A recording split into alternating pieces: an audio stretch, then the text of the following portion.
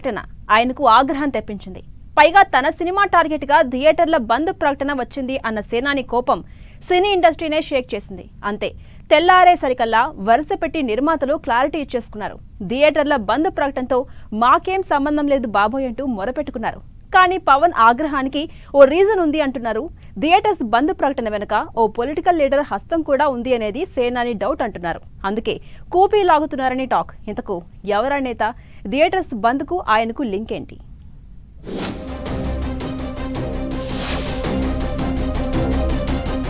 థియేటర్ల బంద్ ప్రకటన వెనుక కుట్ర ఉందా?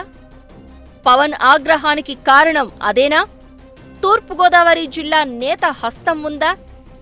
ఆ నేత మీద అనుమానంతోనే సేనాని ఆగ్రహం. సరిగ్గా Harihara Veeramallu cinema release time.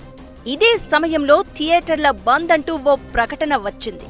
Rent పద్ధతిలో థియేటర్లు ఇవ్వమని, తమకు పర్సంటేజ్ కావాలని ఎగ్జిబిటర్లు డిమాండ్ చేయడం మొదలుపెట్టారు. పైకి థియేటర్స్ గొడవలాగే కనిపిస్తున్నా దీని వెనుక పెద్ద ఇలాఖత మాఫియా నడిచిందన్న అనుమానంతో టాలీవుడ్ పెద్దల మీద AP deputy CM Pawan Kalyan ఆగ్రహంతో ఊగిపోయారు. దీంతో టాలీవుడ్ నిర్మాతలు అల్లు అరవింద్, దిల్ రాజు ప్రెస్ మీట్ పెట్టి థియేటర్ల బంద్ ప్రకటనతో తమకు సంబంధం లేదంటూ వివరణ ఇచ్చుకున్నారు. పైగా తమకు థియేటర్లు లేవని కూడా చెప్పుకున్నారు. అయితే పవన్ ఆగ్రహం వెనుక పెద్ద కారణం ఉందన్న చర్చ జరుగుతోంది. థియేటర్ల బంద్ ప్రకటన వెనుక తూర్పుగోదావరి జిల్లాకు చెందిన ఓ రాజకీయ నాయకుడి ప్రమేయం ఉందన్న టాక్ వినిపించింది. ఆ అనుమానంతో పవన్ ఆగ్రహం వ్యక్తం చేశారన్న టాక్ వినిపిస్తోంది. థియేటర్ల బంద్పై మొదట తూర్పుగోదావరి జిల్లాలోనే ప్రకటన వెలువడింది అంటున్నారు. ఆ ప్రకటన రావడం వెనుక వైసీపీ నేత, కాకినాడ మాజీ ఎమ్మెల్యే ద్వారంపూడి చంద్రశేఖర్ హస్తం ఉందని ఓ ప్రచారం జరిగింది.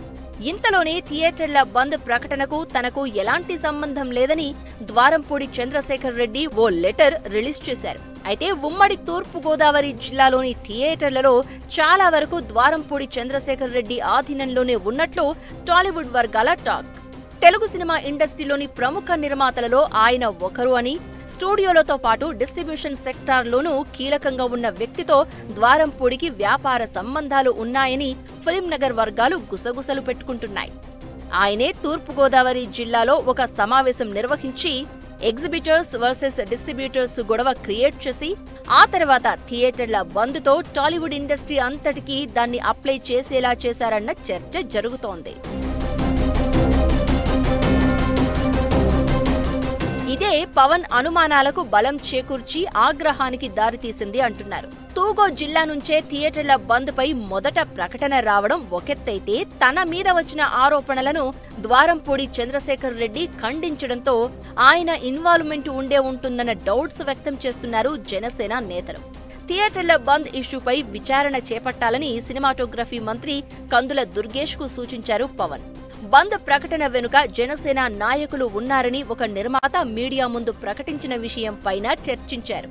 ఈ నేపథ్యంలో రాజమండ్రి సిటీ జనసేన ఇన్ఛార్జ్ అత్తి సత్యనారాయణపై యాక్షన్ తీసుకున్నారు.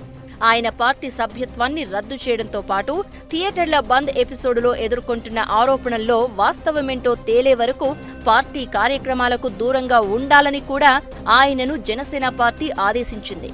ఇక థియేటర్ల బంద్ ప్రకటన వెనుక ఒక సినీ నిర్మాత, సినిమా హాళ్లు కలిగిన ఒక రాజకీయ నాయకుడి ప్రమేయం ఉన్నాయని సినిమా వర్గాలు చెబుతున్న క్రమంలో ఈ కోణంలో కూడా విచారణ చేయించాలని చెప్పారు పవన్. థియేటర్ల బంద్ ప్రకటన వెనుక జరిగిన కహానీ ఏంటో ఇన్ అండ్ అవుట్ బయటకు తీయాలని ఆదేశించారు. నిర్మాతలు తమకేం సంబంధం లేదంటున్నారు.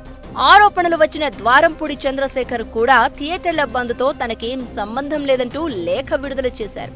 అలాంటప్పుడు సరిగ్గా హరిహర వీరమల్లు సినిమా రిలీజ్ కు ముందే థియేటర్ల బంద్ ప్రకటన ఎందుకు తెర మీదకు వచ్చినట్లు అన్నదే పెద్ద ప్రశ్నగా మారింది.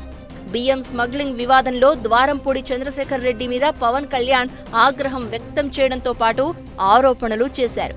ఇప్పుడు కూడా పైకి థియేటర్స్ గొడవ కింద కనిపించినా తెర వెనుక రాజకీయాలు ఉన్నాయన్న టాక్ వినిపిస్తోంది.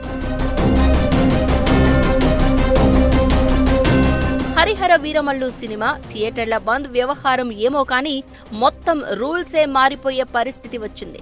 సినిమా హాళ్లలో ఫుడ్ ఐటమ్స్ ధరల నియంత్రణకు పవన్ ఆదేశాలు ఇవ్వడం ఒకటైతే, తన సినిమా అయినా సరే టికెట్ ధరల పెంపు కావాలంటే ఫిలిం ఛాంబర్ ద్వారానే ప్రభుత్వాన్ని సంప్రదించాలంటూ ఇంకో రూల్ పెట్టేశారు. ఏ హీరో సినిమాకైనా ఫిలిం ఛాంబర్ ద్వారానే టికెట్ల రేట్ల పెంపునకు అనుమతి ఇస్తామనడం కూడా నిర్మాతలకు ఇబ్బందికర అంశమే అంటున్నారు.